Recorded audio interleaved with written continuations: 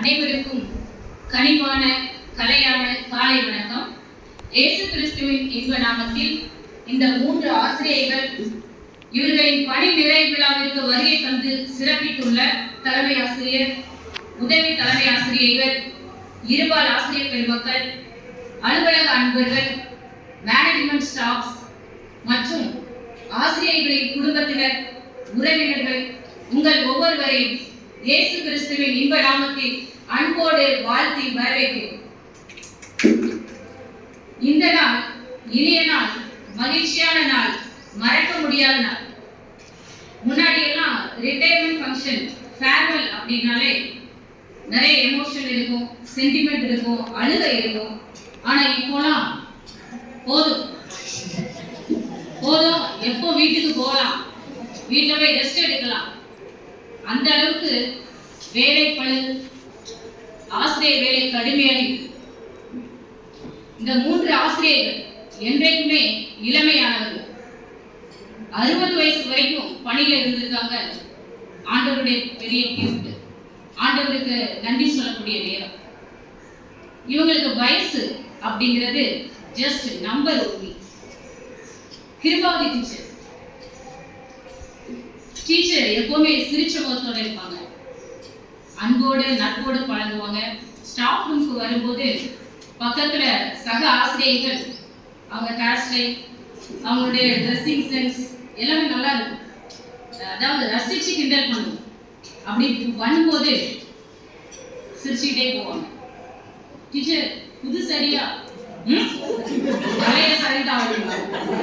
எப்பவுமே சாரி எல்லாமே அப்படி நீச்சா அயன் பண்ணி காட்டன் சரி அப்படி அழகு. டீச்சர் வந்து இங்க வந்த பிறகு எனக்கு தெரியும், இதுக்கு முன்னாடி தெரிஞ்சது கிடையாது. இங்க வந்த பிறகு நல்லா பேசி பழகிருக்கோம். ஆனாலும் சர்ச்சில் எப்படி சண்டே நாங்க சர்ச்சில் மீட் பண்ணுவோம். ஏன்னா பக்கத்து வீட்டுலலாம் 2 பேருமே இருக்கும். அதனால ரிட்டைர்மெண்ட்டுக்கு பிறகு சந்தோஷமா சமாதானமா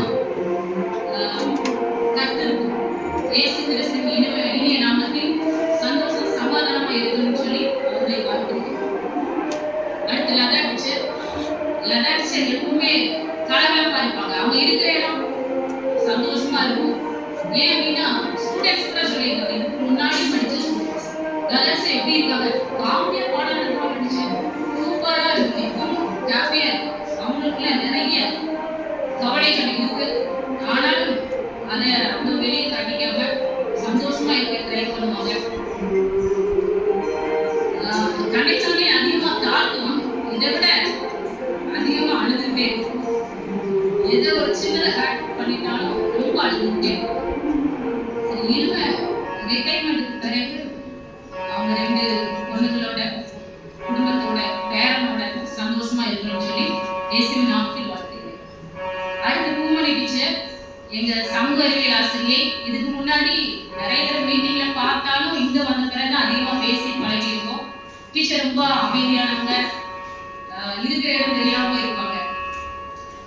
என்ன ஒர்க்கு கொடுத்தாலும் செய்வாங்க, தன்னுடைய வேலையை தானே செய்யணும் அப்படின்னு நினைப்பாங்க. ரொம்ப சகிப்புத்தன்மை இருக்கும். அதாவது இப்போ கூட நிறைய பலவீனங்கள் அவங்களுக்கு உண்டு. அதுக்கு மத்தியிலும் பேப்பர் வேலேஷனோட பார்த்தீங்கன்னா கண்ணீரோட பேப்பரெல்லாம் திருப்பி முடிச்சிருக்காங்க. நான் கூட சரி யாருக்கு பேப்பர் திருப்பி இருக்கலாமே அப்படின்னு சும்மா கேட்டேன். கொண்டு வாங்க திருப்பிடுவோம் அப்படின்னா. அதாவது நிறைய ஸ்டூடெண்ட்ஸுக்கு ஒரு ஏணிப்படி மாதிரி நல்லா ப்ரேயர் பண்ணுறது, அவங்களுக்கு கொடுக்குறது, செய்கிறது, கோச்சிங். எப்போவுமே கோச்சிங்கும் கிளாஸுக்கும் முன்னாடியே வந்துடுவாங்க, டைமுக்கு முன்னாடியே வந்துடுவாங்க. அதனால அவங்க போன பிறகு அந்த இடத்துல யார் வருவா அப்படிங்கிறது எங்களுக்கு ஒரு கஷ்டமான ஒரு சூழ்நிலை தான்.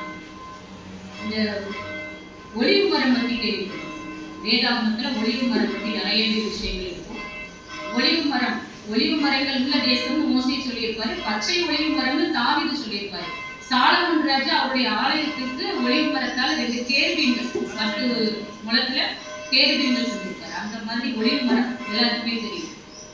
அந்த ஒளிவு மரம் கேதுரு மரம் போலவோ, இல்ல தேவதாரு மரம் போலவோ, இல்ல வாதுமை மரம் போலவோ, இல்ல அத்தி மரம் போலவோ ரொம்ப ஹைட்டாவோ பெருசாவோ இல்ல அழகாவோ, வாதுமை மரத்தினுடைய மலர்கள் ரொம்ப அழகு, கொள்ளை அழகுன்னு சொல்லுவாங்க, அந்த மாதிரி அழகாவோ இருக்காது. ஆனா அந்த ஒளிவு மரத்தின் வேர்கள் பார்த்தீங்கன்னா 6 மீட்டர் ஆழத்துல இருக்கும்.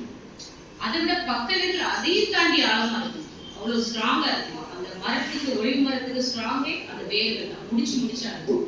அதனால வறட்சியான காலத்துல கூட அது வந்து காஞ்சு போகாது. பல நூற்றாண்டுகள் கனி கொடுக்கும். ஒளிவு மரமும் அந்த ஒளிவு மர கன்றுகளை பிள்ளைகளுக்கு ஒப்பிடுவாங்க. அந்த கன்றுகள் சேது பலனை கொடுக்கும் அப்படின்னு சொல்லுவாங்க. அந்த ஒளிவு இலைகள் எடுத்துக்கிட்டோம் அப்படின்னா, பண்டை காலத்துல கிரேக்க நாட்டுல தான் அந்த ஒலிம்பிக் கேம் நடத்துவாங்க. 4 வருஷத்துக்கு ஒரு தடவை. அந்த கேம்ல ஜெயிச்சவங்களுக்கு அந்த ஒலிவு இலைகளை கிரீடம் மாதிரி அணிவிப்பாங்க. அதே போல இப்போ ஐநா சபையில கூட நமக்கு ஒரு சின்னம் உண்டு, லட்சணை அப்படின்னு சொல்லி. அந்த சின்னத்துல பாத்தீங்கன்னா ஒலிவு இலைகள் கொண்ட கிளைகள், அந்த கிளை 2 கிளைகள் இருக்கும், நடுவில் ஒரு வேர்டு மாறும். அந்த அளவுக்கு யூரோப் கண்ட்ரீஸ்ல எல்லாம் பாத்தீங்கன்னா ஒலிவ மரம் ரொம்ப பிரசித்தி பெற்றது. அந்த ஒலிவ எண்ணெய் சமையலுக்கு, அப்புறம் நிறைய அழகு சாதன பொருட்கள் செய்யறதுக்கு, முகப்பொழிவுக்கு, குழந்தைங்களுக்கு கூட ஆயில் மசாஜ் பண்றதுக்கு, இப்படி நிறைய பயன்படுத்துவோம். ஆனா அந்த ஒலிவ மரம் மற்ற மரங்களை போல ஹைட்டாவோ அழகாவோ பெருசாவோ இருக்காது. இது எதுக்காக நான் சொன்னேன், யாரை ஒப்பிட்டு சொன்னேன், நீங்களே முடிவு பண்ணிக்கோங்க. கர்த்தருக்கு பயப்படுகிற ஸ்திரீயை புகழப்படுவார். அநேக பெண்கள் குணசாலிகளா இருந்ததுண்டு, நீயோ அவர்கள் எல்லோருக்கும் மேற்பட்டவர். குணசாலியான ஸ்திரீ தன் புருஷனுக்கு கிரீடமாய் இருக்கிறார். புத்தியுள்ள ஸ்திரீ தன் வீட்டை கட்டுகிறார். வேதாகமத்தில் விசுவாசத்தில் ஜெயித்த பெண்கள் உண்டு. சாரா, ரெபெக்காள், டெபோரா, எஸ்தர், ரூத், நகோமி, மார்த்தாள், மரியாள், எலிசபெத், இன்னும் இயேசுவுடைய